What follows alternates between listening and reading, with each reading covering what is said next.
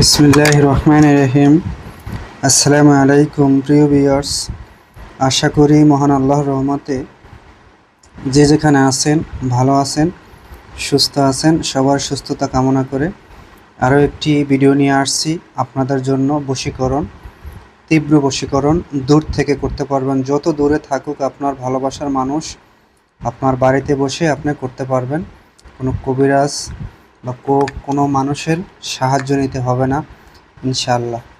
তাই ভিডিওর শুরু থেকে শেষ পর্যন্ত অবশ্যই সঙ্গে থাকবেন, কথাগুলো শুনবেন, স্কিপ করে করে দেখবেন না। আর অবশ্যই চ্যানেলটি যদি ভালো লাগে সাবস্ক্রাইব, লাইক, কমেন্ট করবেন। আজকের বশীকরণটা খুবই পাওয়ারফুল একটি বশীকরণ, এটা স্বয়ং পরীক্ষিত একটি বশীকরণ এবং নিয়মটাও খুবই সহজ একটি নিয়ম। এই নিয়মে করতে পারেন ইনশাআল্লাহ, আল্লাহর রহমতে কাজ হয়ে যাবে। আর প্রথমে স্ক্রিনে মন্ত্রটা পাবেন, নিয়মটাও পাবেন, আর লাস্টে আরেকটা মন্ত্র দিয়ে দেব, সেটা হলো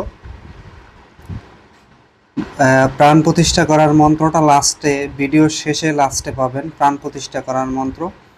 অবশ্যই সেখান থেকে প্রাণ প্রতিষ্ঠা করার মন্ত্রটা সবাই টুকে নেবেন ইনশাআল্লাহ। নিয়মটা ভালো করে শুনবেন, তারপরে আপনি যাকেই ভালোবাসেন আপনি তাকে আপনার কাছে টেনে আনতে পারবেন। সে আপনার বশ্যতা স্বীকার করবে। যদি আপনার সাথে যোগাযোগ বন্ধ হয়ে যায়, যোগাযোগ খুলে যাবে ইনশাআল্লাহ। নিয়মটা ভালো করে শুনেন। আপনি যাকে ভালোবাসেন তার এরকম একটা ছবি নেবেন। মনে করেন একটা ছবি নিছি আমি।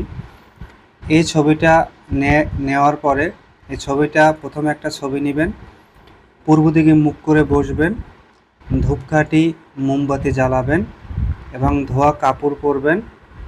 ধোয়া কাপড় গায়ে একটু আতর লাগাবেন। ধোয়া কাপড় পরে অবশ্যই যদি গুরুমন্ত্র থাকে গুরুমন্ত্র জপ করবেন। গুরুমন্ত্র জপ যদি না থাকে তা অবশ্যই মুসলিম হলে দুরূদ শরীফ পড়ে নেবেন, নিম্নে 208 বার করে। আর না হলে হিন্দু সনাতন ধর্ম হয়ে থাকেন তাহলে ওম নমঃ শিবায়, শিবের ছবির সামনে এরকম রেখে আপনি ওম নমঃ শিবায় পড়ে নেবেন। এটা হলো কাজের প্রথম ধরন।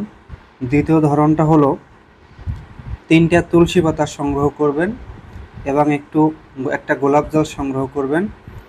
3টি তুলসী পাতা সংগ্রহ করে এই যে দেখতে পারতেছেন ছবিটা, প্রথমে একটা তুলসী পাতা এই বুকের মাঝে রাখবেন, তারপরে একটি তুলসী পাতা চোখে রাখবেন, তারপর একটা তুলসী পাতা